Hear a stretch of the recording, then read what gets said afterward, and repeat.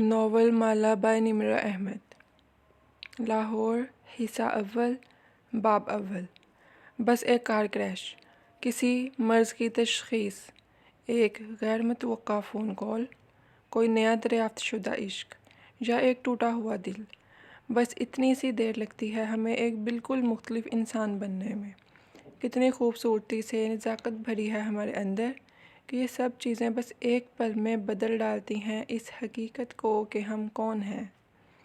تاریخ تھی 5 اپریل، شہر تھا اسلام آباد کا اور وقت تھا صبح 8 بجے کا۔ ہماری کہانی ایک غیر متوقع فون کال سے شروع ہوتی ہے جو اس صبح کیف جمال کو موصول ہوئی تھی۔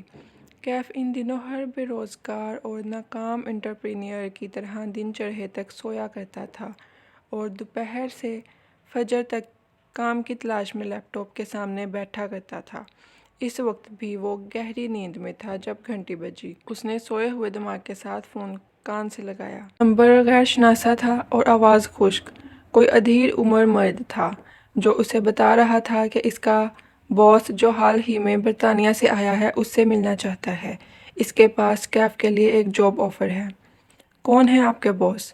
وہ جمائی روکتے ہوئے اٹھ بیٹھا، آنکھیں مسلی، وقت دیکھا۔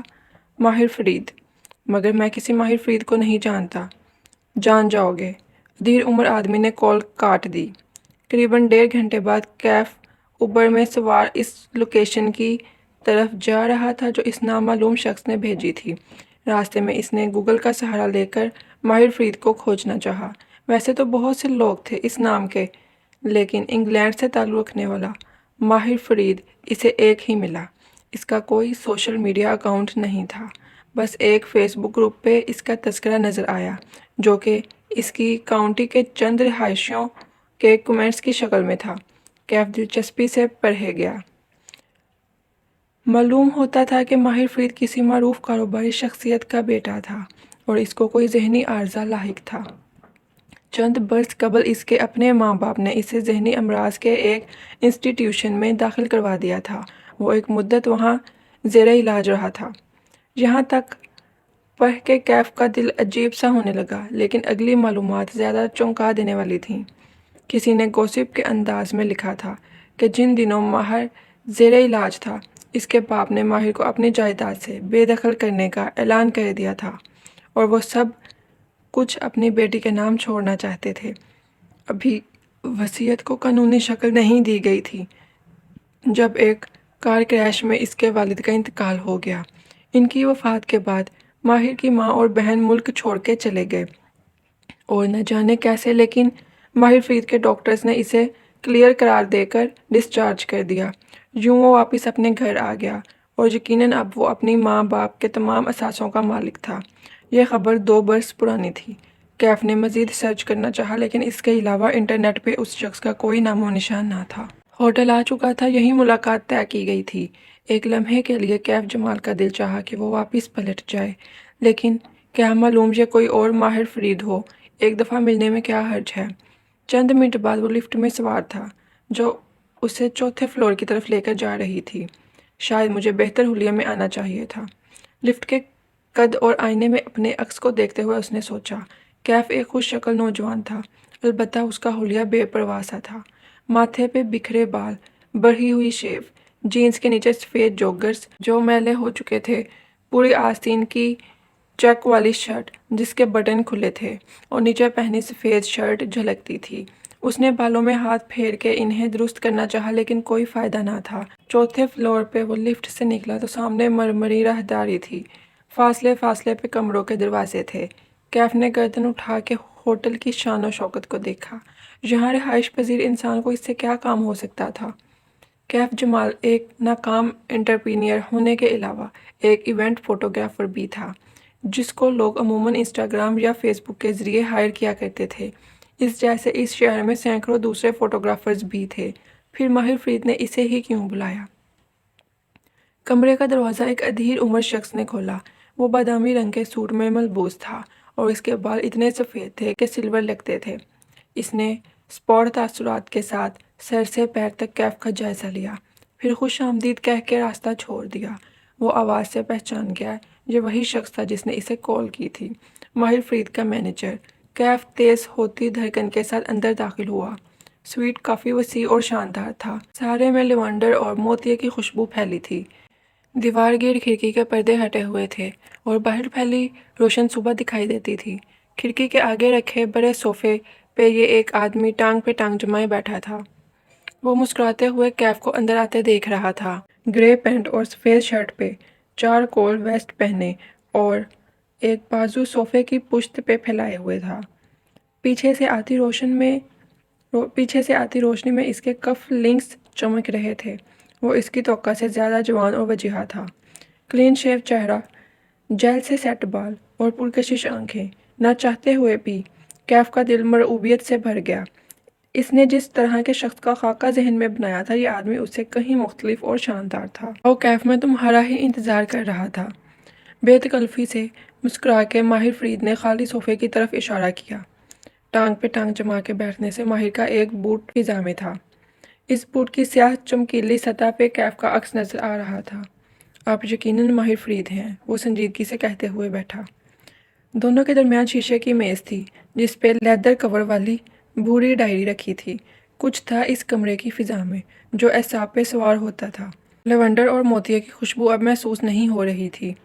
खामोश कमरे में वाहिद आवाज़ माहिर फरीद के नाखनों से आ रही थी, जिन्हें वो सोफे के हद से आदतन रगड़ रहा था। कैफ ने फैसला कर लिया था कि वो उस शख्स की अमारत और वजाहत के रोब में नहीं आएगा। खंखार के पूछा, आप मुझसे किस सिलसिले में मिलना चाहते थे? तुम्हें क्या लगता है मैं तुमसे क्यों मिलना चाहता था? वो उसकी आंखों में झांक के पूछने लगा।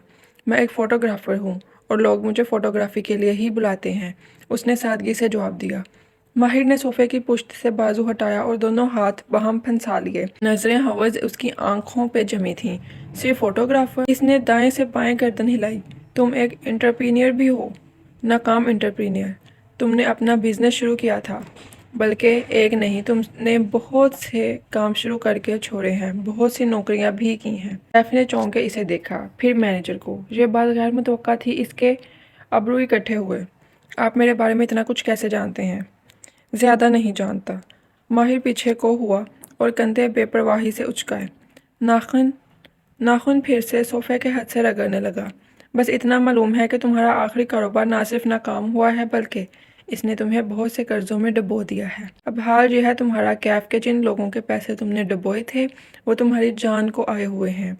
इनमें से एक तुम्हारी बहन का शौहर भी है। तुम्हारी फैमिली लाइफ इस बात से कितनी मुतासिर हो रही होगी, मैं समझ सकता हूँ। कैफ के माथे पे शिकन पड़ी, जिस्म के सारे असाब तन से गए। आप लोग मुझसे क्या चाहते हैं? बारी बारी इन दोनों को देखा। मैं तुम्हारी मदद करना चाहता हूँ। माहिर फरीद इसकी आंखों में झांक के मुस्कुराया। इसे इंटरनेट पे पढ़ी बातें याद आईं। क्या ये किसी साइकोपैथी की आंखें थीं? कैसे? वो पूछना चाहता था क्यों, लेकिन मुंह से कैसे फिसल गया। क्या वो मदद के लिए इतना बेताब था? मेरे पास तुम्हारे लिए एक जॉब है। कैफ के अंदर किसी ने सरगोशी की। अभी भी वक्त है, यहाँ से भाग जाओ कैफ, वरना तुम किसी मुसीबत में फंस जाओगे। लेकिन वो नहीं भाग सका। मजबूरियों ने इसके कदम जंजीर से जकड़ रखे थे। इसे इस पुरअसरार शख्स की ऑफर सुननी थी। अगर तुम चंद माह तक मेरे लिए काम करो तो मैं तुम्हारे सारे कर्जे भी उतरवा दूंगा, और अगर तुम दोबारा कारोबार करना चाहो तो इसको सेट करने में तुम्हारी मदद भी करूंगा। ये मेरे लिए कुछ मुश्किल नहीं है, इतना तो तुम मेरे बारे में जान चुके होगे। इसके लहजे की हमदर्दी भी कैफ को मसनूई लगी। कुछ नाकाबिले एतबार सा था इस शख्स के बारे में। मुझे क्या करना होगा? माहिर फरीद के चेहरे पे भरपूर मुस्कुराहट आ गई। उसने एक गहरी सांस बाहर को खारिज की। बिलआखिर इसने मेज़ पे रखी भूरे लेदर कवर की डायरी उठाई, 2 उंगलियों से डायरी के अंदर से एक तस्वीर निकाली और सामने रखी। कैफ ने नजरें झुका के देखा। वो एक लड़की की तस्वीर थी। चेहरे का क्लोजअप। वो मुस्कुरा रही थी। उसकी आंखें सब्ज थीं और भूरे बाल ढीले जोड़े में बंधे थे। वो एक बेदाग शफाफ सा चेहरा था। ऐसे चेहरे इंसान हर रोज़ नहीं देखता। तुम इस लड़की को जानते हो? कैफ ने नफ़ी में गर्दन हिलाई। ये तुम्हारी कज़न सफूरा की दोस्त है। ओके। कैफ ने उलझ के उसे देखा। सफूरा इसकी अमीर सेकंड कज़न थी। महीनों बाद इससे मुलाकात हुआ करती और इसमें भी सफूरा इसको एस्टेब्लिश होने के लेक्चर्स देती थी। तंग आके उसने सफूरा की फैमिली से मिलना ही हो रखा था। सफूरा ने अपनी इस दोस्त तस्वीर उठा के दिखाई को 2-3 दफ़ा सिक्योरिटी गार्ड्स रखवा के दिए हैं, लेकिन इस लड़की के पास ज़्यादा दिन तक कोई गार्ड नहीं टिकता। पिछले हफ्ते इसने फिर से सफूरा से कोई काबिल भरोसा गार्ड ढूंढने के लिए कहा है। सफ़ेद बालों वाला मैनेजर इसी दौरान बारी बारी इन दोनों को देख रहा था, जैसे टेनिस के मैच में गेंद का नज़रों से ताक़ुब कर रहा हो। ओके, कैफ अभी तक समझ नहीं पा रहा था। कैफ, तुम अपनी कज़न सफूरा से कहोगे कि वो इस लड़की से तुम्हारी सिफारिश करे और तुम्हें इसके पास गार्ड की जॉब दिलवा दे। वैसे भी तुमने चंद बरस पहले एक सिक्योरिटी कंपनी में 2 माह के लिए काम किया था। तुम्हारे पास तजर्बा भी है और तुम्हें ज़रूरत भी है। मुझे उम्मीद है सफूरा तुम्हें इनकार नहीं करेगी। तस्वीर रखी और मुस्कुरा के कंधे उचकाए। बस इतना सा काम है। बिल आखिर मामला कैफ की समझ में आने लगा। आप चाहते हैं कि मैं सफूरा की दोस्त का गार्ड बनूं, इसका एतमाद हासिल करूं, मगर क्यों? माहिर फरीद की मुस्कुराहट गायब हुई, चेहरे पे सख्ती दर आई। ऐसे कामों में क्यों नहीं पूछते, काम की कीमत पूछते हैं। अबरू उठा के सर्द लहजे में तनबीह की। चंद लम्हे के लिए मुंह में सन्नाटा छा गया। सारी खुशबुएं मर गईं। अब सिर्फ एक एहसास यरगमाली था। देखें, वो कदर धीमे लहजे में बोला, मुझे इतना तो बताएं कि मुझे इसके पास जॉब करके क्या करना है, मेरा मकसद क्या होगा। मैं कोई बुरा इंसान नहीं हूँ। ठीक है, मेरे मसले हैं, लेकिन मैं कुछ गलत नहीं करना चाहता। माहिर फरीद ने बदमज़ा होकर मैनेजर को देखा। बहुत बोलता है ये। मैनेजर ने हल्के से शाने उचका दिए, फिर कोट की जेब से एक पर्ची निकाल के कैफ के सामने रखी। इस पे एक रकम दर्ज थी। अपने रकम के हिस्से पढ़े, फिर सिफर गिने। 1 बार 2 बार। उसकी आंखें ताजुब से फैली। नजरें उठा के तजबजब से माहिर को देखा। बदले में आप क्या चाहते हैं? इतने पैसे कोई नेक काम के लिए नहीं दिया करता। कैफ, वो स्पॉट से अंदाज में बोला। कैफ ने पर्ची पर दर्ज रकम दोबारा पढ़ी, फिर सर झुका दिया, इतना कि थोड़ी सीने से लगने लगी।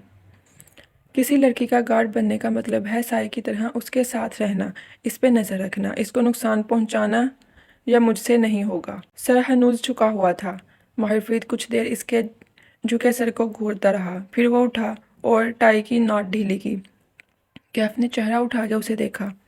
वो सोफे के पीछे चला गया और खिड़की के सामने चक्कर काटने लगा, दाएं से बाएं, पेंडुलम की तरह।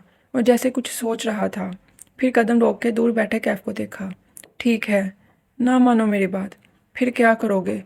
उसकी आवाज़ में नरमी थी, जैसे समझा रहा हो। कारोबार में नुकसान और कर्ज़ों ने तुम्हारी सोशल लाइफ ख़त्म करके रख दी है। मर्द का माशी तौर पे इस्टेब्लिश ना होना उसकी इज़्ज़त आधी कर देता है। वो लोगों से मिलना छोड़ देता है, लाउंज लिजर्ड बन जाता है, घर से नहीं निकलता, और निकलता है तो ऐसे जूते पहन के। कैफ ने चौंक के अपने जूतों को देखा। सफ़ेद जॉगर्स अब मटियाले हो चुके थे। इसने पैर कदरे पीछे किए, लेकिन वो इनको छुपा नहीं सकता था। दूसरी तरफ मेरी ऑफ़र है। माहिर फरीद वापस इसके सामने आकर बैठा। मेरे लिए सिर्फ 2 माह काम करो, सिर्फ 2 माह, और साथ अपने फ़ोटोग्राफी जारी रखो और अपना नया बिज़नेस प्लान बनाओ। 2 माह ख़त्म होते ही मैं तुम्हारा बिज़नेस खुद सेट करवा दूँगा। मार्केटिंग, नेटवर्किंग मेरी टीम सब कर लेगी। सिर्फ 2 माह। विक्ट्री की 2 उंगलियां बना के दिखाई। आप अपना काम किसी से भी करवा सकते हैं, फिर मैं ही क्यों? माहिर फरीद पीछे को हुआ और टांग पे टांग जमाई।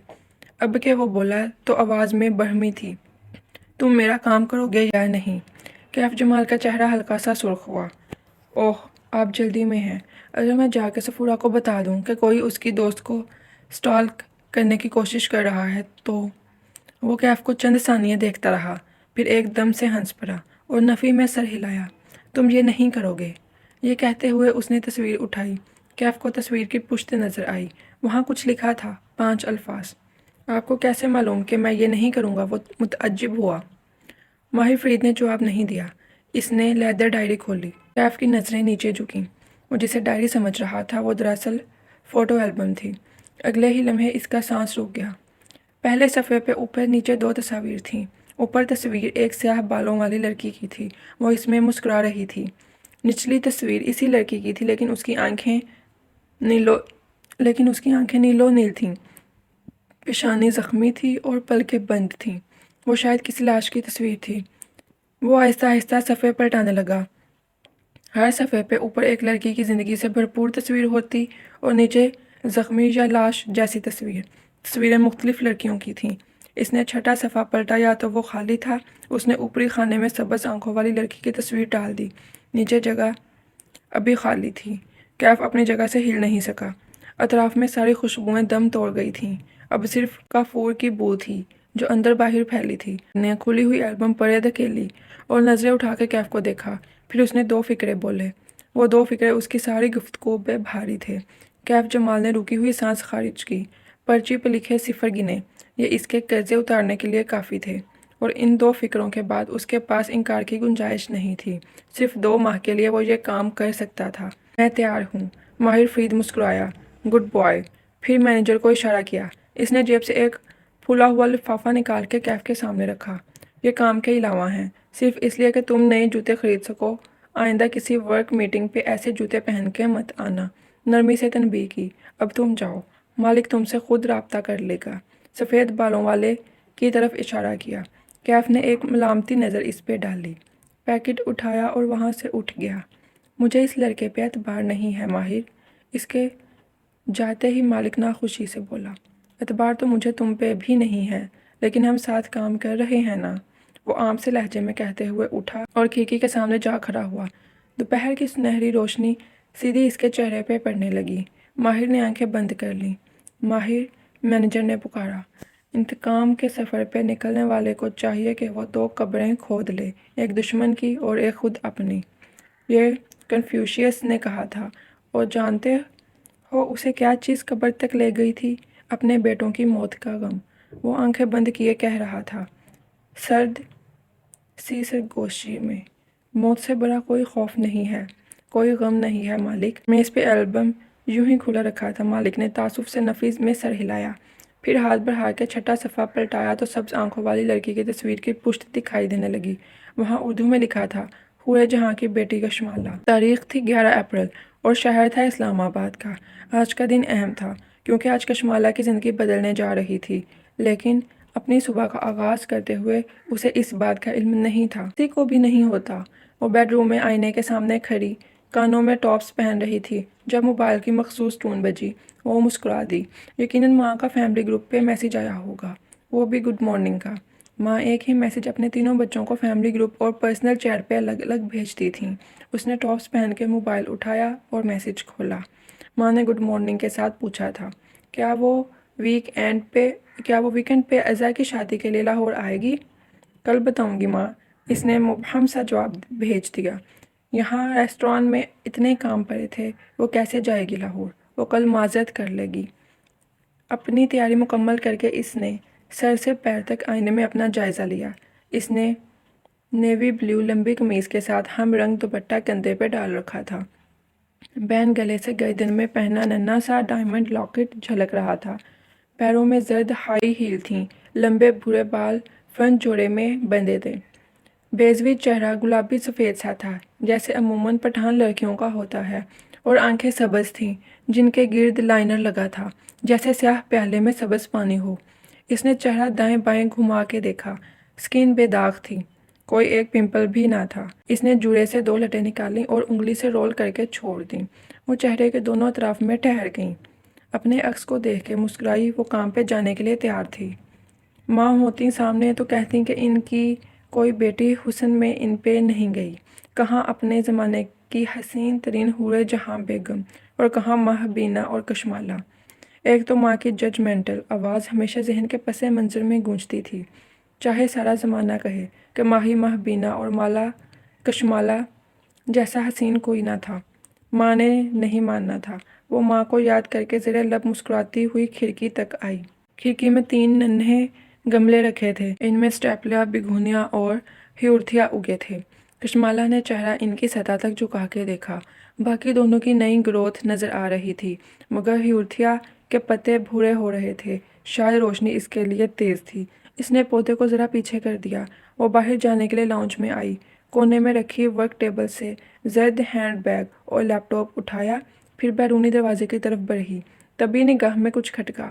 کشمالہ کے قدم زنجیر ہوئے، گردن دھیرے سے دائیں جانب موڑی۔ دیوار گیر بک شیلف میں ایک موٹی سی کتاب کی جگہ خالی تھی۔ کشمالہ کی نگاہوں نے نیچے میز تک کا سفر کیا۔ وہاں ایک ڈکشنری رکھی تھی۔ یہ شیلف سے نیچے کیسے آئی؟ اس نے چونک کے ٹیرس کے دروازے کو دیکھا، وہ بند تھا۔ کھڑکیاں بھی اندر سے مقفل تھیں۔ اس نے یاد کرنے کی کوشش کی، رات کو جب میں گھر آئی تھی تب یہ کتاب اپنی جگہ پہ تھی یا نہیں، مگر کچھ یاد نہ آیا۔ اس نے سر جھٹکا۔ خیر کوئی بات نہیں، سفورہ نے کہا تھا کہ وہ نئے گارڈز کے لیے کسی کو آج بھیج رہی ہے۔ گارڈ آ جائے گا تو یہ مسئلہ نہیں ہوگا۔ اسے ابھی اس معاملے کی فکر نہیں کرنی تھی، اسے اپنے نئے بزنس پلان پہ فوکس کرنا تھا، اور اس بارے میں سوچتے ہی مالا کے لبوں پہ ایکسائٹمنٹ بھری مسکراہٹ بکھر گئی۔ وہ بیرونی زینے اترتے ہوئے نیچے آئی۔ وہ ماموں کے گھر کی بالائی منزل پہ بطور پے انگ گیسٹ رہتی تھی۔ ماموں، ممانے اور ان کی فیملی نیچے رہتے تھے۔ دونوں کی ملاقات ہفتوں بعد ہوا کرتی تھی۔ باہر ہوا ٹھنڈی تھی اور آسمان پہ سیاہ بادل تھے۔ آج خوب بارش برسنی تھی۔ کچن کے جالی دار دروازے سے ناشتے کی مہک رچ تک آ رہی تھی۔ وہ دروازے پہ رکی اور جالی سے اندر جھانکا۔ نسرین کام کرتی دکھائی دے رہی تھی۔ نسرین، کل میرے پورشن میں کوئی آیا تھا؟ نہیں باجی، تو چھٹی پہ ہے 2 دن سے۔ اس نے صفائی والی لڑکی کا نام لیا۔ کشمالہ پورچ کی طرف بڑھ گئی۔ البتہ اس کی سوچتی نظروں نے گیٹ اور لان کا جائزہ ضرور لیا تھا۔ کون تھا جو اس کی غیر موجودگی میں اس کے پورشن میں آتا تھا؟ بلکہ نہیں، اسے ابھی اس بارے میں نہیں سوچنا تھا۔ اسے آج ظہیر کو اپنے نئے بزنس پلان کی پریزنٹیشن دینی تھی۔ اسے اپنی توانائی برقرار رکھنی تھی۔ ظہیر اس کا کلاس فیلو تھا۔ دونوں نے لاہور میں ایک ساتھ گریجویٹ کیا تھا۔ پھر ظہیر اسلام آباد واپس آ گیا۔ کشمالہ کے پاس آئیڈیاز تھے اور ہمیشہ ہی ہوتے تھے، اور ظہیر کے پاس سرمایہ تھا جو کشمالہ کے پاس نہیں تھا۔ ابا بچپن میں ہی کہیں اللہ کو پیارے ہو گئے تھے۔ سعودیہ میں جاب کرتے تھے، بچوں سے تعلق نہ ہونے کے برابر تھا۔ چارسدام میں ان کی زمینیں اور باغ تھے۔ ابا کی وفات کے بعد بھی ماں نے کبھی نوکری نہیں کی، صرف حساب کتاب کیے، زمینوں اور ٹھیکوں کے رجسٹر سنبھالے، لیکن اپنے تینوں بچوں کو ایک اچھی زندگی اور اعلیٰ تعلیم فراہم کر دی۔ ماہی آرکیٹیکٹ تھی، معید ڈاکٹر بن چکا تھا، اور کشمالہ کو ہمیشہ سے اپنا کام کرنے کا شوق تھا۔ لیکن 5 سال پہلے جب اس نے اپنا کام شروع کرنے کا سوچا تو اس کے پاس سرمایہ نہیں تھا۔ ان دنوں ماں کو بھی مہبینہ کی شادی کرنی تھی۔ گو کہ ماہی اس سے چھوٹی تھی، لیکن اس کی عباد سے منگنی برسوں سے طے تھی۔ عباد ان کی سگی خالہ کا بیٹا تھا۔ کشمالہ ان حالات میں ماں پہ بوجھ نہیں ڈال سکتی تھی، سو اس کو ظہیر کی انویسٹمنٹ کی ضرورت تھی۔ یوں 5 برس پہلے ظہیر اور اس نے مل کے ایک بزنس کی بنیاد رکھی۔ ظہیر کی انویسٹمنٹ اور مالا کے آئیڈیاز اور محنت، اس وقت جو ناممکن لگتا تھا، وہ 5 برس بعد شہر کے معروف اور ایلیٹ ریسٹورنٹس میں شمار ہونے لگا تھا۔ اوشن کے لیے اس نے 5 برس پہلے لاہور چھوڑ دیا تھا۔ ماں اس فیصلے سے خوش نہیں تھیں، لیکن انہوں نے کبھی منع نہیں کیا، ہمیشہ ساتھ دیا۔ معید میڈیکل پڑھ رہا تھا اور ماں کے ساتھ ہوتا تھا۔ پھر ماہی اور عباد بھی اسی کالونی میں رہتے تھے، یوں ماں کو اس کی ضرورت نہ تھی۔ 1 سال پہلے عباد کی کینیڈا میں جاب لگ گئی تھی۔ پہلے وہ گیا اور پھر 6 ماہ پہلے ماہی بھی کینیڈا چلی گئی۔ ماں کے پاس صرف معید تھا، جو سرجری میں ٹریننگ کر رہا تھا۔ ایک احساس ہوتا تھا کہ ماں قدرے اکیلی ہو گئی ہوں گی۔ وہ سوچتی بھی تھیں کہ ہر دوسرے ویکینڈ پہ لاہور جایا کرے گی، لیکن لاہور جاتے جاتے اسے 1 ڈیڑھ ماہ گزر جایا کرتا تھا، اور اب وہ اوشن ان کے لیے ایک نئے بزنس پلان پہ کام کرنے جا رہی تھیں۔ اب تو شاید وہ 6 ماہ بعد لاہور جا سکے گی۔ یہ نیا آئیڈیا اسے چند ہفتے قبل آیا تھا۔ اوشن کے پیچھے کچھ جگہ خالی تھی جو ظہیر کی ملکیت تھی۔ پلان یہ تھا کہ وہ دونوں مل کے وہاں ایک بیکری بنائیں، لیکن وہ ایک منفرد طرز کی بیکری ہوگی، اور اس دفعہ کشمالہ خود بھی انویسٹ کرے گی۔ اس نے ابھی ظہیر کو اس بارے میں نہیں بتایا تھا۔ وہ ایک ہی دفعہ پوری تیاری کے ساتھ اسے پریزنٹیشن کے ذریعے بتانا چاہتی تھی تاکہ وہ انکار نہ کر سکے۔ ڈرائیو کرتے ہوئے وہ مسلسل مسکرا رہی تھی۔ دفتر موبائل کی گھنٹی بجنے لگی۔ وہ جانتی تھی اس وقت کسی کی ویڈیو کال آ سکتی تھی۔ اس نے ہولڈر میں لگے فون کا بٹن دبایا۔ اسکرین پہ ویڈیو کال روشن ہو گئی۔ کیسی ہو ماہی؟ ہمیشہ کی طرح خوبصورت، ماہی کی چہکتی ہوئی آواز سنائی دی۔ مالا نے اسٹیئرنگ گھماتے ہوئے مسکرا کر موبائل اسکرین کو دیکھا۔ وہاں ماہی نظر آ رہی تھی۔ کینیڈا میں اس وقت رات تھی۔ ماہی کچن کاؤنٹر کے پیچھے کھڑی جوسر کے جگ سے جوس گلاس میں انڈیل رہی تھی۔ گوری رنگت، گلابی گال اور بھوری آنکھوں والی ماہی ایک کیوٹ سی پٹھان لڑکی تھی۔ بال چھوٹے اور باب سٹائل میں کٹے تھے، ایک طرف سے کان کے پیچھے عرضے ہوئے اور دوسری طرف گال پہ آگے کو گرتے ہوئے۔ یہ ماہی کا سگنیچر ہیئر کٹ تھا جس کو وہ کبھی نہیں بدلتی تھی۔ تم نے ظہیر کو اپنا بزنس پلان دکھانا ہے نا آج؟ سوچا تمہیں وش کر دوں، ماہی جگ سے گلاس میں جوس انڈیلتے ہوئے کہہ رہی تھی۔ تھینک یو ماہی، اور تم ٹھیک ہو؟ اپنا خیال رکھتی ہو نا؟ مجھے چھوڑو، ظہیر کا بتاؤ، وہ مان جائے گا نا؟ ماہی کچن سٹول پہ بیٹھی، کونیاں کاؤنٹر پہ رکھیں اور جوس کا گلاس کونیوں کے درمیان رکھا، پھر سٹرا ہونٹوں کے بیچ ڈال کے گھونٹ بھرا۔ وہ بزنس مین ہے، اتنے اچھے آئیڈیا کو نہ نہیں کرے گا۔ تم نہ ظہیر پہ زیادہ ہی ٹرسٹ کرتی ہو۔ سٹرا ہٹا کے اس نے خفگی سے کہا، آنکھیں شکی انداز میں چھوٹی ہوئیں۔ وہ دل کا شیخ ہے، میں بتا رہی ہوں، وہ تمہیں انویسٹ نہیں کرنے دے گا۔ سارا پروفٹ اور کنٹرول اسے خود چاہیے۔ کشمالہ ڈرائیو کرتے ہوئے مسکرا دی، کیوں اتنا شک کرتی ہو لوگوں پہ؟ تم جو بھی کہو، لیکن ماہی کی ججمنٹ کبھی غلط نہیں ہوتی۔ فخر سے کالر جھٹکا۔ کشمالہ مسکرا دی، ماہی ایسی ہی تھی، ماں کے مطابق ان کی سب سے زیادہ سمجھدار اولاد، اور مالا کے مطابق سب سے زیادہ شک کرنے والی۔ وہ خود اس کے برعکس تھی، سب پہ بھروسہ کرنے والی، لوگوں کو چانس دینے والی، اسی لیے اسے امید تھی ظہیر مان جائے گا۔ مالا، ماہی کہتے کہتے رکی۔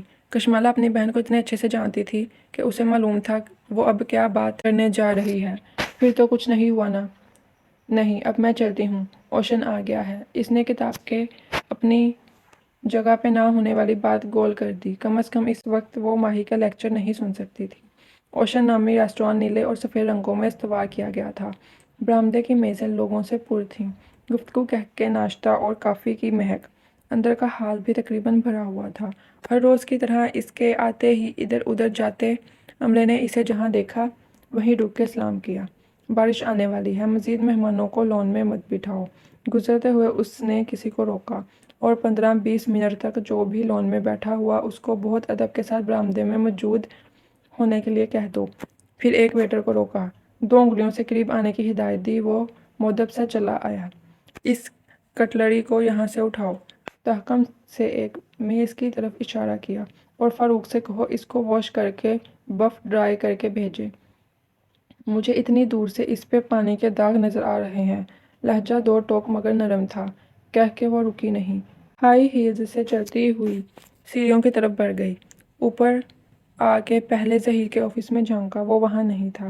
وہ دیر سے آتا تھا اور جلدی چلا جاتا تھا۔ خیر ہے، وہ اس کا انتظار کر لے گی۔ پھر وہ اپنے آفس میں آئی جہاں سائقہ پانی کی ٹھنڈی بوتل اور اس کی کافی رکھ رہی تھی۔ تھینکس سائقہ۔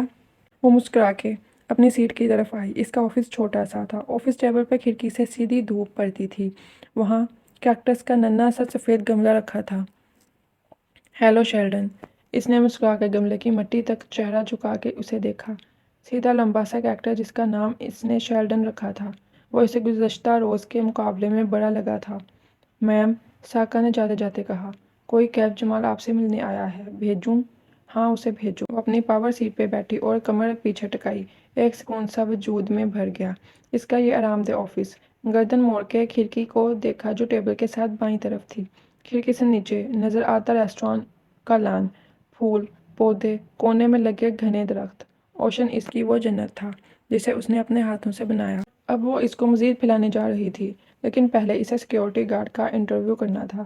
اس نے موبائل پہ صفورہ کی چیٹ کھولی اور کافی کا گھونٹ بھرتے ہوئے اس کا میسج دوبارہ پڑھا۔ وہ اپنے کزن کیف جمال کی سفارش کر رہی تھی۔ وہ ضرورت مند بھی تھا اور قابل بھروسہ بھی۔ صفورہ نے تقریباً درخواست کے لہجے میں لکھا تھا کہ مالا اس کو جاب دے دے، وہ پچھلے گارڈز کی طرح جاب چھوڑ کے نہیں جائے گا۔ انٹرویو بھی ایک فارمیلٹی ہی تھا۔ صفورہ نے کہہ دیا تو بس کہہ دیا۔ صفورہ بہت سوشل اور تعلقات رکھنے والی لڑکی تھی۔ کسی کو ملازم چاہیے یا گارڈ، صفورہ سے سب سے پہلے رابطہ کیا جاتا تھا۔ دروازہ کھلنے کی آواز آئی تو کشمالہ نے سر اٹھایا اور کچھ کہنے لگی، لیکن نوائد کو دیکھ کے رک گئی۔ آنکھوں میں تعجب ابھرا۔ کیا نام ہے آپ کا؟ تصدیق چاہی۔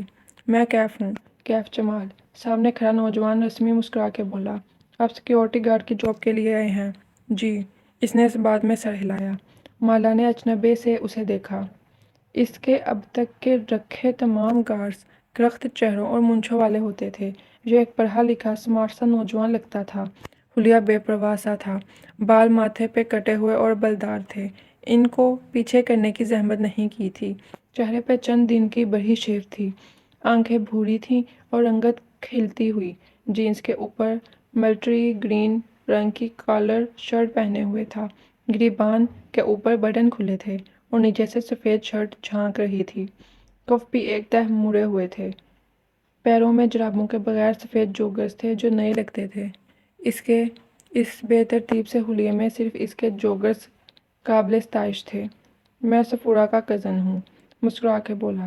وہ مسکراتا تھا تو اس کے بائیں گال میں ڈمپل پڑتا تھا۔ اس کے چہرے میں سب سے زیادہ پرکشش کیا تھا، اس کے مسکرانے کا انداز یا اس کی بھوری آنکھوں کی لمبی اور مڑی ہوئی پلکیں؟ تشریف رکھیے۔ وہ بیٹھ گیا اور ایک فائل اس کے سامنے رکھی، پھر گردن ہلائے بنا نگاہوں سے اطراف کا جائزہ لیا۔ آفس چھوٹا سا تھا، 3 دیواریں سفید تھیں، چوتھی دیوار پہ جنگل کے اونچے درخت پینٹ کیے گئے تھے، جگہ جگہ منی پلانٹس اور انڈور پودوں کے گملے رکھے تھے۔ ان کی خوشبو کافی کی مہک میں مکس ہو گئی تھی۔ سامنے نیلے لباس میں بیٹھی لڑکی سر جھکائے اس کی فائل کے صفحے پر ڈال رہی تھی، چہرے کے دونوں طرف سے نکلتی لٹیں بھی فائل پہ جھکی تھیں، کانوں میں ڈائمنڈ ٹاپس دمک رہے تھے۔ کشمالا نے فائل بند کر دی، پھر چہرہ اٹھا کے اسے دیکھا۔ وہ اپنی مڑی ہوئی پلکوں والی آنکھوں سے بغور اسے دیکھ رہی تھی۔ کچھ تھا اس نوجوان کے بارے میں جو اس جاب انٹرویو سے مطابقت نہیں رکھتا تھا، کچھ غیر فطری سا۔ وہ سمجھ نہیں پائی۔ آپ نے صرف 2 ماہ ایک پرائیویٹ سیکیورٹی فرم میں کام کیا ہے، وہ کام کیوں چھوڑا؟ میں ایک سیاستدان کے سیکیورٹی اسکواڈ میں شامل تھا، بطور پرسنل باڈی گارڈ۔ ٹائمنگ مشکل تھی، میں ساتھ ساتھ اپنے بزنس پلان پہ بھی کام کر رہا تھا، 2 چیزیں مینج کرنا مشکل تھا۔ کس چیز کا بزنس کر رہے تھے آپ؟ وہ سیٹ پہ ٹیک لگائے اسپورٹ انداز میں پوچھ رہی تھی۔ جوڑے سے نکلی 2 لٹیں اس کے چہرے کے دونوں طرف کو چھو رہی تھیں۔ میں پروفیشنل فوٹوگرافر ہوں۔ ہم دوستوں نے ایک ویڈنگ فوٹوگرافی کمپنی بنائی تھی جس میں ہم بہت سی سروسز مہیا کرتے تھے، لیکن وہ فلاپ ہو گئی۔ ہلکے سے کندھے اچکائے۔ میں نے باہر سے بہت قیمتی اکوپمنٹ منگوا لیا تھا، جس کی وجہ سے میں شدید قرضوں میں گھرا ہوا ہوں اور وہی قرضے اتارنے کے لیے جاب کرنا چاہتا ہوں۔ وہ سنجیدگی سے اس کے سوالات کا جواب دے رہا تھا۔ کتنا قرضہ ہے آپ پہ؟ اتنا کہ اس جاب سے چند ماہ میں اتار لوں گا۔ قدر توقف سے بولا۔ آپ کو سیکورٹی گارڈ چاہیے یا باڈی گارڈ؟ دونوں۔ وہ سنجیدہ تھی۔ مگر آپ خود کو میرا ڈرائیور کہیں گے؟ صبح مجھے ریسٹورانٹ ڈراپ کریں گے، شام کو یہاں سے پک کریں گے اور رات میرے گھر ڈیوٹی دیں گے۔ جب تک میں ریسٹورانٹ میں ہوتی ہوں مجھے آپ کی ضرورت نہیں، آپ گھر جا کے آرام یا کام وغیرہ کر سکتے ہیں۔ مجھے خود کو ڈرائیور کہنا ہے؟ وہ جیسے سمجھا نہیں تھا۔ کشمالا نے غیر آرام دہ انداز میں پہلو بدلا۔ میں اپنے رشتہ داروں کے ساتھ رہتی ہوں۔ باڈی گارڈ کے لفظ سے وہ انکمفرٹیبل ہو جائیں گے۔ کیا ان کو نہیں معلوم کہ آپ سیکیورٹی تھریٹ ہیں؟ وہ اس کی آنکھوں میں جھانک کے بولا۔ اس نے نفی میں سر ہلایا۔ ویسے نیچر آف تھریٹ کیا ہے؟ کشمالا نے جواب نہیں دیا۔ وہ گردن موڑ کے کھڑکی کے باہر دیکھنے لگی۔ آسمان اندھیر ہوتا جا رہا تھا، وقفے وقفے سے بادل گرج رہے تھے۔ کیف نے کھنکھاڑ کے وضاحت کرنی چاہی۔ نیچر آف تھریٹ جانی مجھے معلوم ہے نیچر آف تھریٹ کیا ہوتا ہے، مگر میں ابھی اس بارے میں بتانا ضروری نہیں سمجھتی۔ حفاظت کرنے کے لیے یہ ضروری ہے کہ مجھے خطرے کی نوعیت کا علم ہو، اور اگر علم نہ ہو تو؟ اس نے سبز آنکھیں گھما کے کیف کو دیکھا۔ کیف نے گہری سانس لے کر ہلکے سے کندھے اچکائے۔ میں تب بھی آپ کی حفاظت کروں گا۔ میں نے سفورہ سے وعدہ کیا ہے۔ میں اپنی جاب میں بہت اچھا ہوں، آپ بے فکر رہیں۔ وہ ہلکا سا مسکرایا۔ وہ واقعی اس کے گزشتہ گارڈ سے مختلف تھا، لیکن اچھا تھا۔ اس کے بات کرنے کے انداز میں ایک احساس تحفظ تھا۔ اس کے تنے اعصاب ڈھیلے پڑنے لگے۔ مجھے لگتا ہے کوئی میرا پیچھا کر رہا ہے، وہ بولی تو اس کی آواز ہلکی تھی۔ اس نے بھروسہ کرنے کا فیصلہ کر لیا تھا۔ آخر وہ سفورہ کا کزن تھا۔ صرف لگتا ہے یا کسی کو دیکھا بھی ہے؟ وہ چونکا۔ دیکھا نہیں ہے، لیکن وہ ثبوت چھوڑ جاتا ہے۔ وہ میرے گھر میں داخل ہوتا ہے اور چیزیں چھیڑ کے چلا جاتا ہے۔ سی سی ٹی وی میں نظر نہیں آیا۔ کشمالا نے نفی میں سر ہلایا۔ ممانی ان کے خلاف ہیں، صرف گیٹ پہ سی سی ٹی وی لگا ہوا ہے، باقی گھر میں وہ لگوانے نہیں دیتی۔ ان کی پرائیویسی ڈسٹرب ہوتی ہے۔ آپ نے خفیہ کیمرے لگوانے کا نہیں سوچا؟ مجھے یہ اچھا نہیں لگتا کہ میں کسی کے ساتھ رہوں اور اس کے پیٹھ پیچھے چھپ کے کچھ ایسا کروں جو اس کو نہیں پسند، اور میں نہیں چاہتی کہ انہیں معلوم ہو کہ مجھے کوئی مسئلہ ہے۔ خاندان میں باتیں ہوں گی۔ آپ کی کسی سے دشمنی ہے؟ وہ سوچتے ہوئے پوچھ رہا تھا، اور اداسی سے مسکرا دی۔ میں ایک انتہائی بے ضرر انسان ہوں کیف۔ میں صرف کام کرتی ہوں اور کچھ نہیں۔ کسی کو مجھ سے کیا مسئلہ ہو سکتا ہے؟ وہ خاموشی سے اسے دیکھے گا۔ ذہن کے پردے پہ وہ فوٹو البم آ گیا اور چھٹے صفحے پہ رکھی تصویر۔ آپ کو خود کیا لگتا ہے کوئی آپ کے پیچھے کیوں پڑا ہوا ہے؟ کشمالا نے کندھے اچکائے۔ شاید مجھے مارنے کے لیے، لیکن ابھی تک مارا نہیں ہے۔ وہ اس کی بات پہ چونکی۔ ہوں؟ کیف اپنی جگہ سے اٹھا اور ہاتھ بڑھا کے کھڑکی کے پٹ کھول دیے، پھر باہر کی طرف اشارہ کیا۔ آپ روز اس کھڑکی میں بیٹھ کے کام کرتی ہیں؟ سامنے ایک کمرشل مارکیٹ ہے، اس کی کسی بھی عمارت کی کھڑکی سے آپ کو شوٹ کرنا بہت آسان ہے۔ اگر میں ہوتا تو اس سرمئی عمارت کا انتخاب کرتا۔ اشارہ کر کے ایک عمارت دکھائی۔ آپ وقت کی پابند ہیں۔ ہلکی سی مسکراہٹ کے ساتھ کھڑے کھڑے بات جاری رکھی۔ روز فکسڈ ٹائم پہ ریسٹورانٹ پہنچتی ہیں، یہ مجھے اسٹاف نے بتایا ہے۔ کوئی آپ کا تعاقب 2 دن تک کر لے تو اسے معلوم ہوگا کہ آپ کب اور کہاں ہوتی ہیں۔ راستے میں کہیں بھی آپ کو شوٹ کیا جا سکتا ہے۔ پھر اس نے میز پہ رکھے کافی کا مگ اٹھایا۔ کپ میں 2 گھونٹ بچے ہوئے تھے۔ کپ نیچے سے پکڑ کے اونچا کیا۔ یہاں کسی بھی ویٹر یا اسٹاف کو چند پیسے دے کر آپ کی کافی میں کچھ ملایا جا سکتا ہے۔ ویسے میں ہوتا تو کافی میں زہر نہ ملاتا، کیونکہ آپ آخری گھونٹ بچانے کی عادی ہیں۔ میں یہاں زہر لگاتا۔ اس نے انگلی سے کپ کے دہانے کی طرف اشارہ کیا، جہاں اس کی لپسٹک کا نشان لگا تھا۔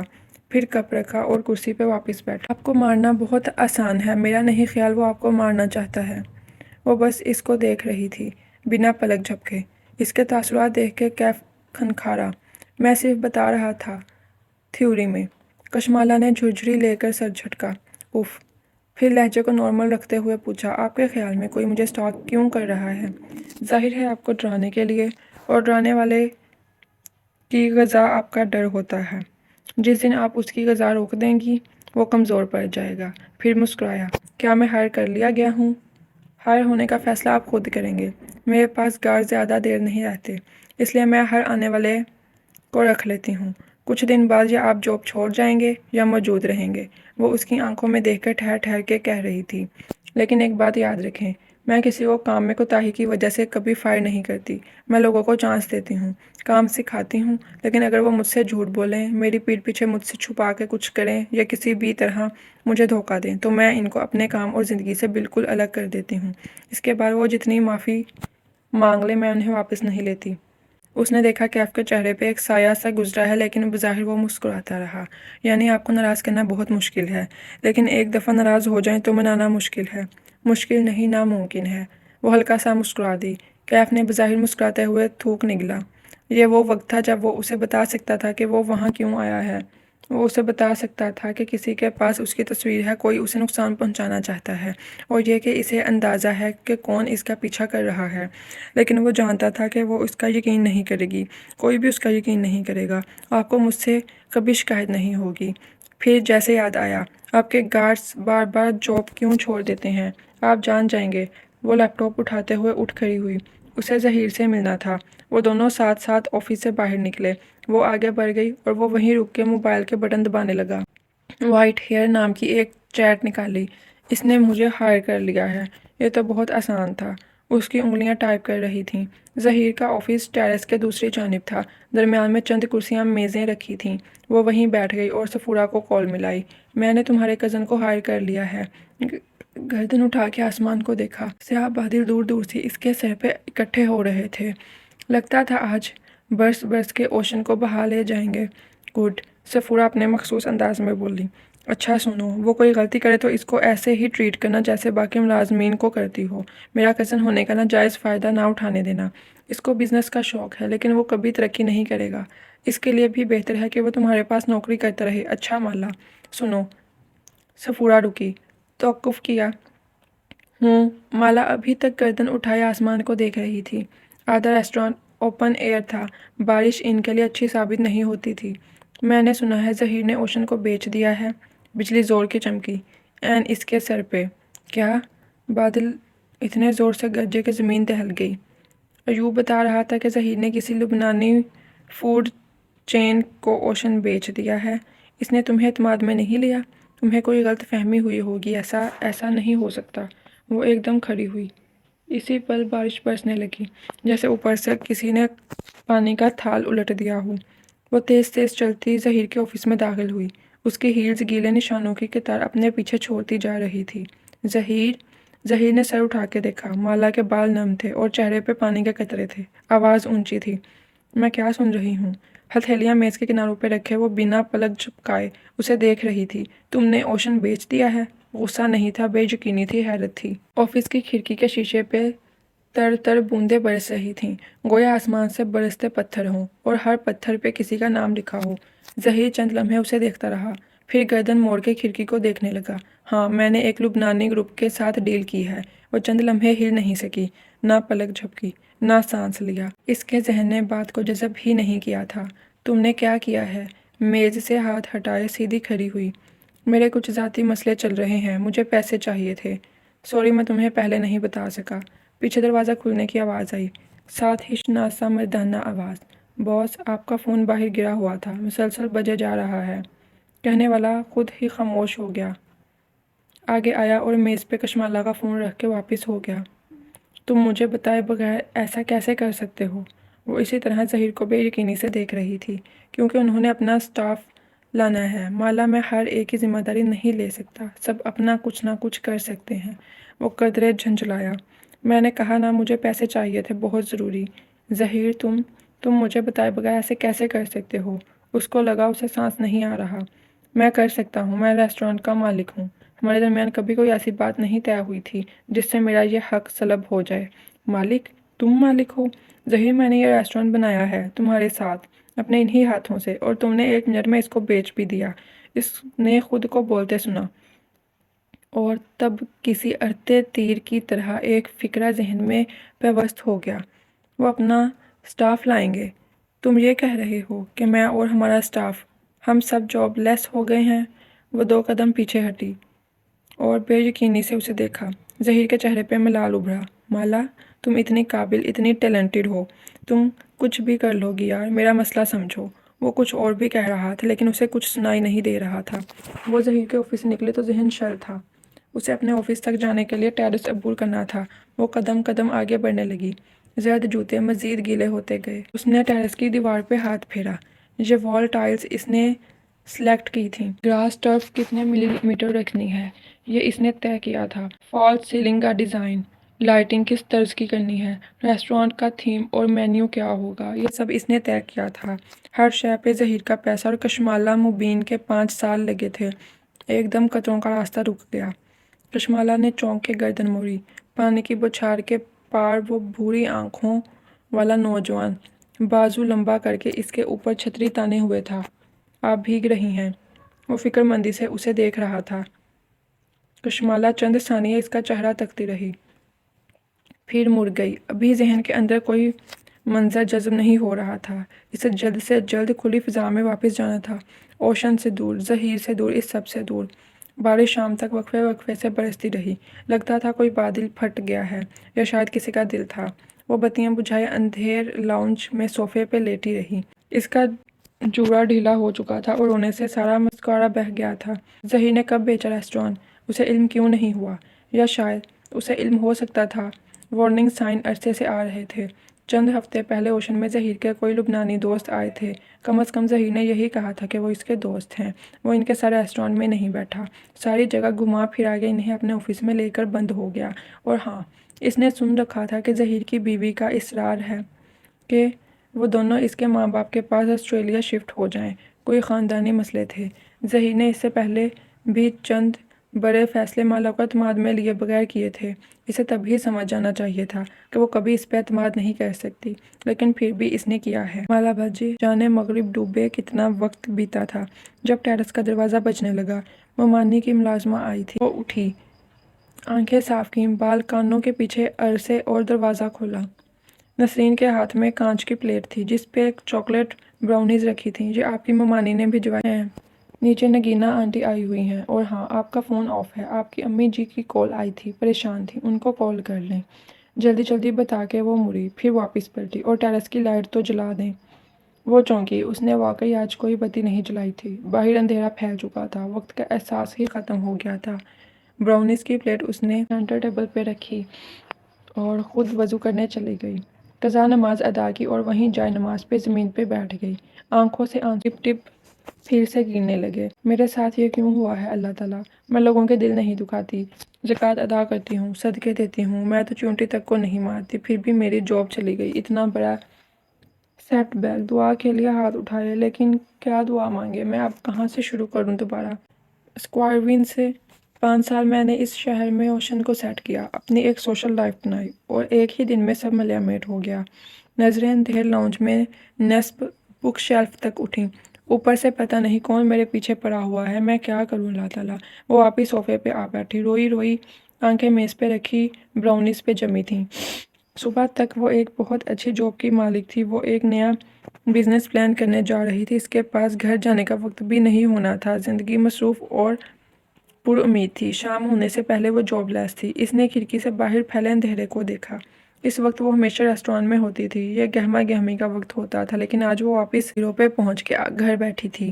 وہ میٹھے کی شوقین نہیں تھی، یہ الگ بات تھی کہ وہ بیکری بنانا چاہتی تھی، لیکن وہ ان لڑکیوں میں سے نہیں تھی جن کو چاکلیٹ اور آئس کریم خوش کر دیتی ہیں۔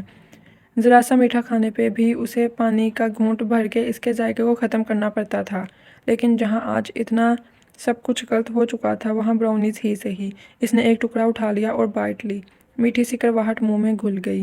پھر اس نے موبائل آن کیا، ماں کے میسیجز آئے ہوئے تھے، اس نے کال بیک کی۔ کیسی ہے میری بیٹی؟ ماں اس کی آواز سے ہی کھل اٹھیں۔ فون کیوں نہیں اٹھا رہی تھی؟ بس کام میں بیزی تھی۔ تمہاری ممانی تو کہہ رہی تھی شاید سوئی پڑی ہو، آج بتیاں بھی نہیں جلائیں۔ اف، لاہور تک بتا دیا انہوں نے کہ مالا نے بتی نہیں جلائی۔ میں کام کر رہی تھی ماں۔ وہ جھنجھلا گئی۔ ماں خاموش ہو گئی۔ تم نے آج ظہیر کو اپنا کوئی نیا بزنس پلان دینا تھا، اس کا کیا بنا؟ اس کے حلق میں آنسوؤں کا پھندا پڑ گیا، آواز آہستہ ہو گئی۔ آپ نے دعا مانگی تھی؟ ہاں بیٹے، میں نے دعا مانگی تھی کہ وہ ہو جو تمہارے حق میں بہتر ہو۔ اس نے سیلی سانس ناک سے اندر کھینچی۔ اصل میں کام نہیں بنا۔ ظہیر انٹرسٹڈ نہیں ہے۔ آواز کو نارمل بنانے کی کوشش کی۔ بلکہ وہ شاید باہر شفٹ ہونے کا سوچ رہا ہے، کہہ رہا تھا شاید ریسٹورانٹ بھی بیچ دے۔ وہ اتنی جلدی اتنی بڑی بات نہیں بتا سکتی تھی، اس میں ہمت نہیں تھی۔ ایک لمحے کے لیے ماں خاموش ہو گئیں۔ مالا، ان کی آواز ویسے ہی پرسکون تھی، اس نے تمہیں بغیر بتائے ریسٹورانٹ بیچ دیا ہے نا؟ مالا کی آنکھوں سے زاروں قطار آنسو گرنے لگے۔ اس نے باوقت لبوں پہ ہاتھ رکھ کے سسکی اندر روکی۔ کیسے پتہ چل جاتا ماں کو ہر بات کا؟ دفع کرو اس کو، تم گھر آ جاؤ، عزا کی شادی بھی ہے، مل کے اٹینڈ کریں گے۔ انہوں نے بڑے تحمل سے بات بدل دی تھی۔ ماں کو اس کے کام کی کامیابی یا ناکامی سے کبھی فرق نہیں پڑا تھا، ان کو بس دو چیزوں کی فکر تھی، ان کے بچوں نے نماز پڑھی یا ان کے بچوں نے کھانا کھایا۔ ماں کی کال بند ہوئی تو کچھ دیر بعد ماہی کی ویڈیو کال آنے لگی۔ اسے معلوم تھا خبر کینیڈا تک پہنچ گئی ہوگی۔ ماں بتا رہی تھی ظہیر نے تم سے پوچھے بغیر ریسٹورانٹ بیچ دیا۔ ایپرن پہنے کچن میں کھڑی ماہی شدید غصے میں لگ رہی تھی، چھوٹے بال پونی میں بند تھے اور ہاتھ میں کفگیر تھا۔ اس کے اپنے مسئلے تھے ماہی۔ اس نے ماہی سے آنسو چھپانے کی کوشش نہیں کی۔ مسئلے کی ایسی تیسی، اور تم ایسے ہی نہ جاب چھوڑ دینا، ریسٹورانٹ کی 2-4 کھڑکیاں توڑ کے آنا، اور میں تو اس ظہیر کو پاکستان میں ایسا بدنام کروں گی تم دیکھنا۔ میرے ساتھ اس کے کچھ رشتہ دار ایڈ ہیں فیس بک پہ، میرے خاندان میں کسی کو منہ دکھانے کے قابل نہیں رہے گا، میں بتا رہی ہوں۔ ماہی کفگیر گھما گھما کے کہہ رہی تھی۔ اس کا بس نہیں چل رہا تھا وہیں سے ظہیر کا سر توڑ دے۔ تم ایسا کچھ نہیں کرو گی ماہی، میں پہلے ہی بہت تھکی ہوئی ہوں، وہ روحانسی ہو کے بولی۔ ماہی کچھ کہنے لگی۔ تم کیک کھا رہی ہو؟ تمہیں کب سے میٹھا پسند ہو گیا؟ کیک نہیں ہے، براؤنیز ہیں، وہ بھی تمہارے فیورٹ بیکری کی، ممانی نے مہمانوں کے لیے منگوائی ہیں، کوئی نگینا آنٹی آئی ہیں۔ اس نے آنسو رگڑ کے صاف کیے اور براؤنی کی ایک اور بائٹ لی، ذہن دوسری طرف لگانا چاہا۔ ہماری کون سی رشتہ دار ہے نگینا آنٹی؟ وہ دبئی والی، عزا کی شادی کے لیے آئی ہوں گی، ممانی کی کزن ہے، اور ہمارے پاپا کی بھی دور کی کزن ہے، وہی جن کا بیٹا رائٹر ہے، زیاد سلطان۔ اس کی کتاب کا نیو یارک ٹائمز نے ریویو بھی کیا تھا، میں اسے انسٹا پہ فالو کرتی ہوں۔ اچھا ہوگا، مجھے یاد نہیں، اس کی یادداشت میں کوئی زیاد سلطان نہیں تھا۔ اوہو، یاد کرو، سہیل کی شادی پہ ہم ان سے ملے تھے، جب اس کمبخت پارلر والی نے میرے بال خراب کر دیے تھے۔ ماہی کا پسندیدہ لفظ کمبخت تھا۔ کوئی اچھا لگتا تو دیکھو کمبخت کتنا اچھا لگ رہا ہے، کوئی برا لگتا تو وہ ہے ہی کمبخت۔ ویسے مجھے پتا ہے نگینا آنٹی اپنے بیٹے کے رشتے کے لیے آئی ہیں پاکستان، عزا کی شادی کا تو صرف بہانہ ہے۔ تم کیسے کرتی ہو یہ ماہی؟ کینیڈا کے ایک چھوٹے سے گاؤں میں بیٹھ کے تمہیں کیسے سارے پاکستان کی خبر مل جاتی ہیں؟ لیوی کے گاؤں نہیں ہے، تمہارے اسلام آباد سے بڑا ہے، جاؤ میں تم سے بات نہیں کر رہی۔ اس نے فون بند کر دیا، اور مالا یہی چاہتی تھی، اسے کچھ وقت اکیلے درکار تھا۔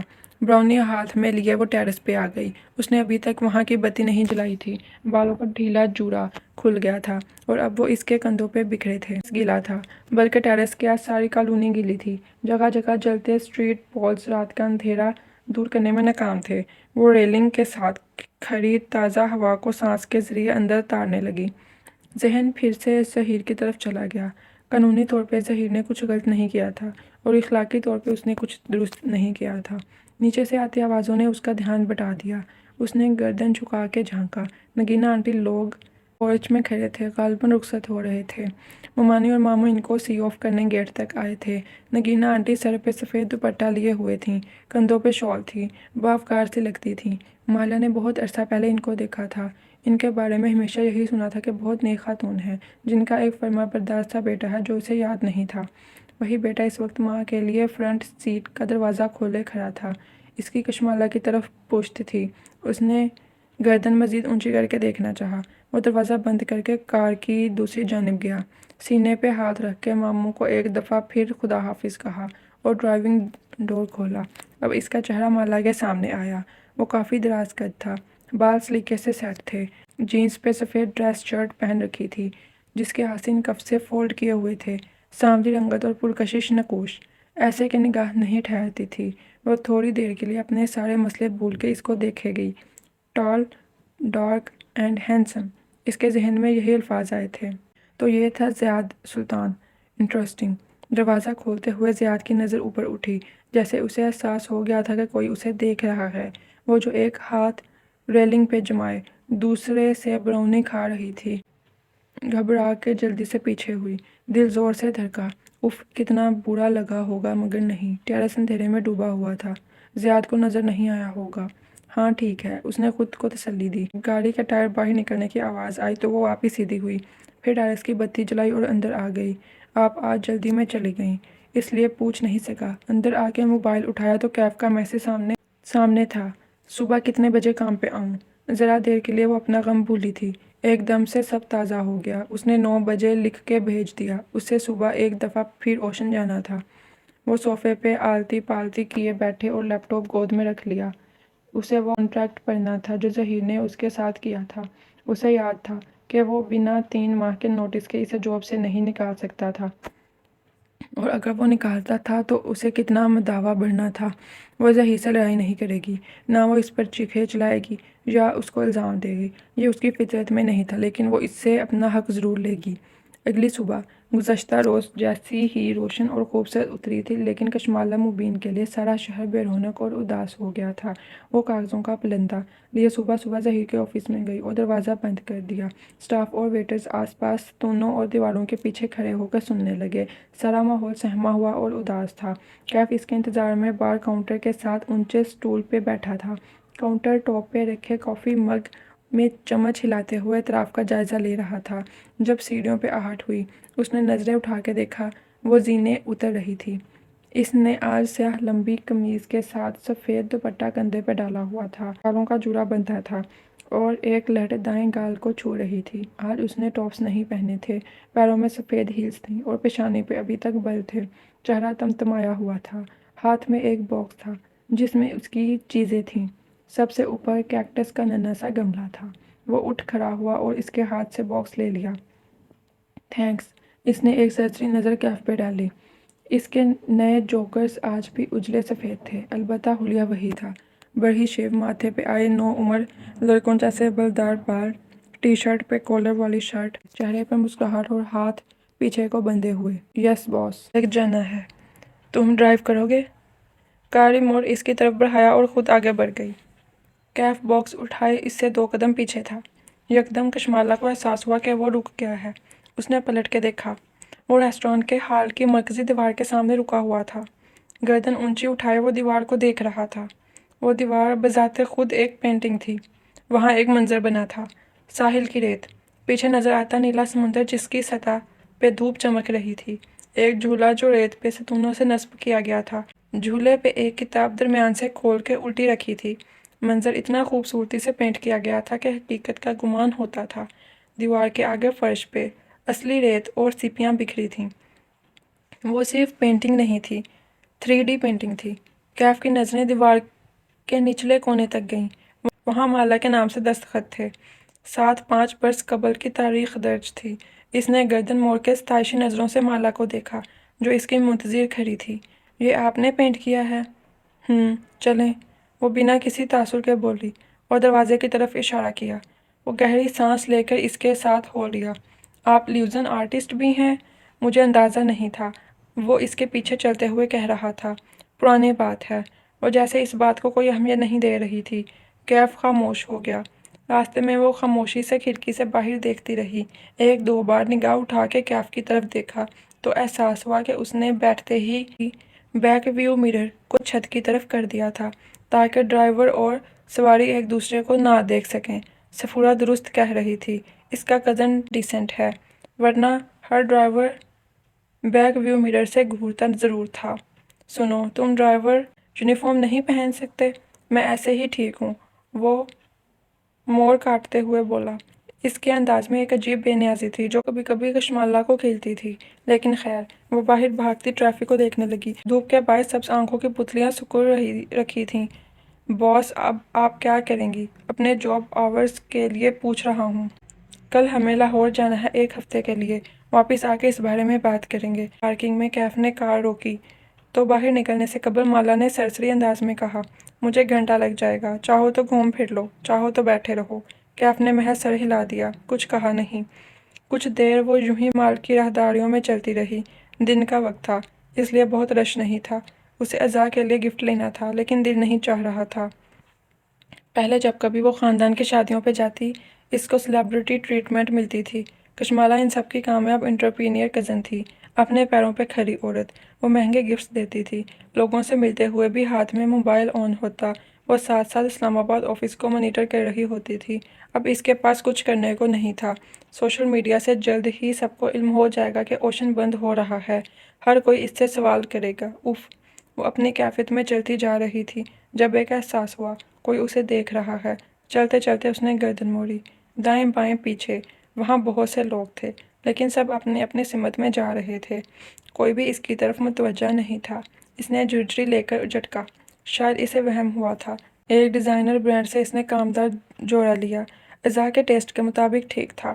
شاپ سے باہر نکلی تو سیدھ میں ایک بک شاپ نظر آئی، اس کی گلاس وال کے اس پار کیف کھڑا تھا، وہ کاؤنٹر پہ پیمنٹ کر رہا تھا۔ وہ اس کی طرف چلی آئی، کیف نے اسے نہیں دیکھا، اس کی کشمالہ کی طرف پشت تھی۔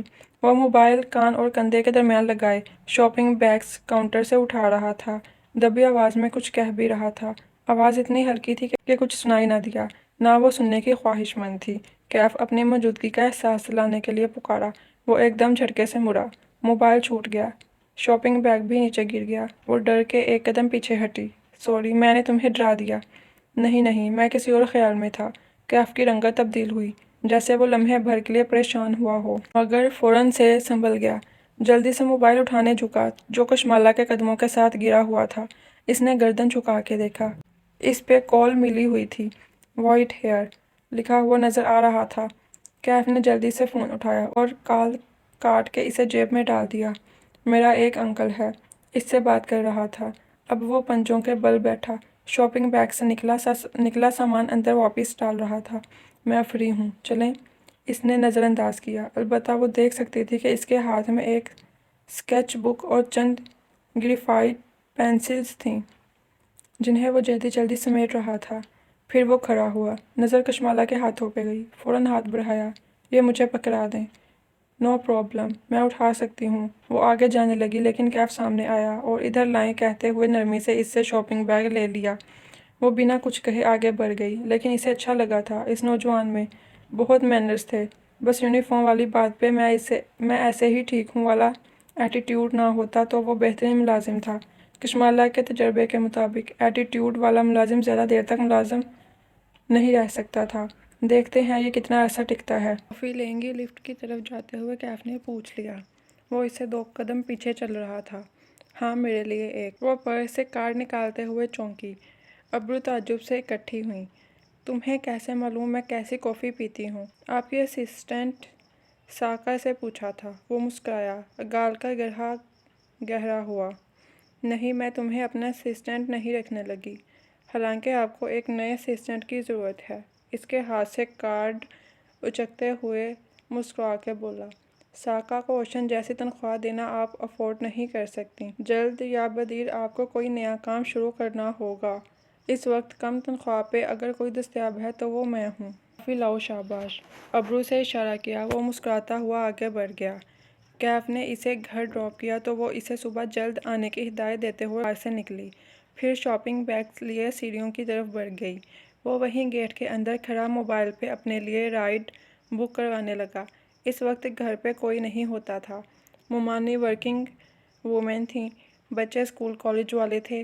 وہ بیگز لیے سیڑھیاں چڑھنے لگی، اوپر ٹیرس تک آئی تو رک گئی، بیگز وہیں فرش پہ رکھ دیے۔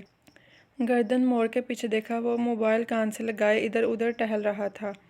اسی پل چہرہ اٹھا کے اوپر دیکھا، کشمالہ کے چہرے کی پریشانی بھانپ کے وہ الرٹ سا ہوا، موبائل نیچے کیا اور سوالیہ انداز میں ابرو اٹھائے۔ ادھر آؤ۔ اس نے 2 انگلیوں سے اوپر آنے کا اشارہ کیا۔ وہ تیزی سے اندر آیا، سیڑھیاں 2 کر کے پھلانگی، انداز چوکنا تھا۔ ٹیرس کے دہانے پہ آ کے وہ رک گیا، نظریں فرش سے ہوتی ہوئی داخلی دروازے تک اٹھتی گئیں۔ تم نے پوچھا تھا نا میرے پچھلے گارڈز جاب کیوں چھوڑ جاتے تھے؟ یہ ہے اس کی وجہ۔ کشمالہ نے فرش کی طرف اشارہ کیا۔ سیڑھیوں کے اختتام پہ خون پڑا تھا، بہت سا خون، جیسے کسی نے پیالہ بھر کے انڈیل دیا ہو۔ خون کے چھینٹے دیوار پہ بھی آئے ہوئے تھے اور وہ ابھی تک گیلا تھا۔ کیا یہ پہلے بھی کبھی ہوا ہے؟ وہ احتیاط سے پیر بچاتے ہوئے اوپر آیا، پھر ایک جگہ اکٹھے ہوئے گیلے خون کے ساتھ پنجوں کے بل بیٹھا، گردن جھکا کے غور سے اسے دیکھا۔ ایک گارڈ نے اسی وجہ سے جاب چھوڑی تھی اور دوسرے نے اس لیے کہ کسی نے پتھر مار کے میری کار کا شیشہ توڑ دیا تھا، اور تیسرا وہ گردن جھکائے خون کا معائنہ کر رہا تھا۔ اس کو میں نے خود نکالا تھا، اسموکنگ کرتا تھا۔ اس نے بے چینی سے خون آلود فرش کو دیکھا، عجیب وحشت ہو رہی تھی وہ سب دیکھ کے۔ پھر اس نے دیکھا پنجوں کے بل زمین پہ بیٹھا کیف خون کی طرف انگلی بڑھا رہا ہے۔ ہاتھ مت لگاؤ اسے، پتہ نہیں کس کا خون ہے۔ کیف نے آنکھیں اٹھا کے اسے دیکھا، بولا کچھ نہیں، واپس سر جھکایا اور 2 انگلیاں خون میں ڈبوئیں، پھر سرخ پوروں کو چہرے کے قریب لا کے سونگھا۔ اس کے بعد اسے انگوٹھے اور انگلیوں کے درمیان مسلا جیسے کپڑا مسل کے چیک کرتے ہیں۔ یہ خالص خون نہیں ہے، اسے پتلا کیا گیا ہے۔ وہ چونک گئی۔ پتلا کیوں؟ تاکہ یہ جلدی خشک نہ ہو اور آپ کے پیروں کے ساتھ لگ جائے۔ اصل خون جلد گرھا ہو کے جم جاتا ہے۔ کشمالہ نے سر جھکا کے اپنی سفید ہیلز دیکھیں، وہ صاف تھیں۔ کیف اب کھڑے ہوتے ہوئے ٹشو سے ہاتھ صاف کر رہا تھا۔ کوئی آپ کو ڈرانے کی کوشش کر رہا ہے۔ اس نے تھک کے گہری سانس لی۔ اگر تم جاب چھوڑنا چاہتے ہو تو ابھی سے بتا دو، مجھے کل لاہور جانا ہے، میں ڈرائیور کا بندوبست کر رکھوں۔ میں کیوں جاب چھوڑوں گا؟ ٹشو سے انگلیاں رگڑتے ہوئے وہ حیرت سے بولا۔ اس حرکت سے ڈر کے لوگ خون دیکھ کے ڈر جاتے ہیں، میں ایسے انسان سے کیوں ڈروں گا جو بزدلوں کی طرح چھپ کے کسی عورت کے گھر میں خون پھینکتا ہے؟ وہ اس کے سامنے آ کھڑا ہوا، مروڑا ہوا خون آلود ٹشو اس کے ہاتھ میں تھا۔ میں نے آپ سے وعدہ کیا تھا آپ کی حفاظت کا، آج میں آپ سے ایک اور وعدہ کرتا ہوں کہ میں اس شخص کو ڈھونڈ کے آپ کے پاس ضرور لاؤں گا۔ وہ سنجیدگی سے کہہ رہا تھا، کچھ تھا اس کے انداز میں، یقین دلانے والا، بے خوف کر دینے والا۔ اس کے تنے اعصاب ڈھیلے پڑنے لگے۔ اس نے ممنونیت سے کیف کو دیکھا، بولی کچھ نہیں۔ وہ اب سوچتی نظروں سے اطراف میں دیکھ رہا تھا۔ کوئی سی سی ٹی وی نہیں ہے، بتایا نا، یہ لوگ لگوانے نہیں دیتے۔ گھر کے باہر لگا ہوا ہے ایک سی سی ٹی وی، اس میں کبھی کوئی نظر نہیں آیا۔ چوکیدار بھی موجود ہے، وہ کسی کو یوں داخل نہیں ہونے دیتا۔ ضروری نہیں ہے کہ کوئی باہر سے آیا ہو۔ وہ ٹیرس کی ریلنگ کے ساتھ چلتے ہوئے نیچے دیکھ رہا تھا۔ گھر کے کسی ملازم کو پیسے دے کر بھی یہ کام کروایا جا سکتا ہے۔ ناممکن۔ ماموں کے ملازم بہت پرانے ہیں، ہم سب ہر موقع پہ ان کی مدد کرتے ہیں، وہ ایسے کیوں کریں گے؟ آپ ان کو پیسے سے خوش رکھتی ہیں، وہی پیسہ کوئی زیادہ دے تو وہ اس کا کام کر دیں گے۔ پیسہ ہر وقت ہر ایک کی ضرورت ہوتا ہے باس، آپ اس سے کسی کو بھی خرید سکتے ہیں۔ وہ منڈی سے جھک کے کچھ دیکھ رہا تھا۔ تمہیں بھی؟ کیف ٹھٹک کے رکا، پھر آہستہ سے اس کی طرف پلٹا۔ وہ سینے پہ بازو لپیٹے سنجیدگی سے اسے دیکھ رہی تھی۔